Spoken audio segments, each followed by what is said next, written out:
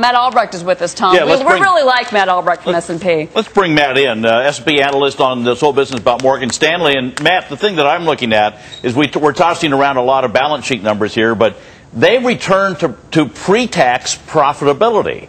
And I see where S&P basically left their ratings A negative unchanged today.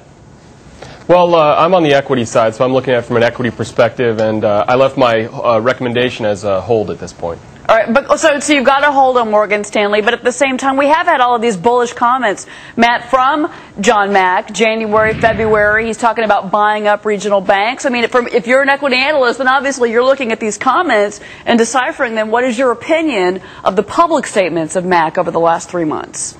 Well, I think you have to balance some of those statements that they confirmed today. They said, we're looking, we're still interested in acquisitions if it furthers not only their deposit base but also their retail brokerage operation.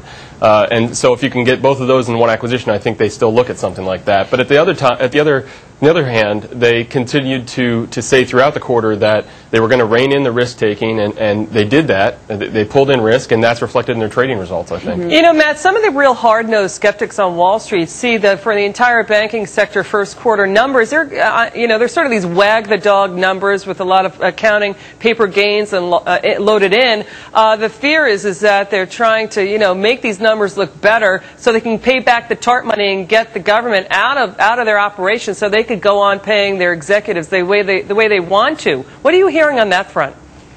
Well, I certainly think that, whether they needed to manipulate results or not, all of that cheap money that's come to them from, government guarantees of their debt and a lot of the, fewer competitors in the marketplace with all the M&A and some of the bankruptcies that have happened, I think those have all contributed to really help results at some of the operations where they were willing to take a little bit more risk on, such as fixed income trading. So I think when you take that into account, certainly their results look very robust, at least on this quarter basis, and that certainly doesn't hurt their case when they want to repay TARP, get those preferred dividends off their books, and really allow them to really go at their business as they would in a normal environment rather than such a stressed environment. Or is the other side of that same coin, Matt, where basically in the fourth quarter they threw everything in the kitchen sink into the numbers to basically have that miserable fourth quarter. They come around now with a pre-tax profit in the first quarter.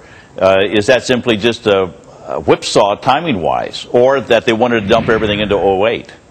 Well, I think that's partially reflective of the market. I mean, we saw such a bad end to the third quarter, and really when you look at October and November, that fourth quarter was a pretty bad time for a lot of these markets, and that was reflected in results.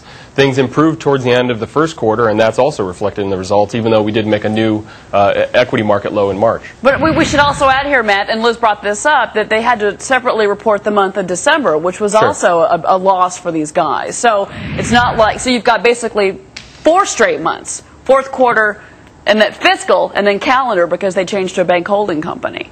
Right, and I think, when you look at that December month, it was a bad month in markets, and I'm sure there was a little bit of their ability to kind of manipulate things so that there were, some pretty bad results in the month of December that didn't show up in this first quarter results as they transitioned to a calendar year. And I think that's, it's safe to assume there might have been a little bit of that. But at the same time, we did see some improvement towards the end of the first quarter, so the results aren't that surprising. Matt Albrecth from Standard & Poor's. Great to have you here talking Morgan Stanley today. Appreciate it, sir. Thanks for having me on. Of course, great reporting from our own.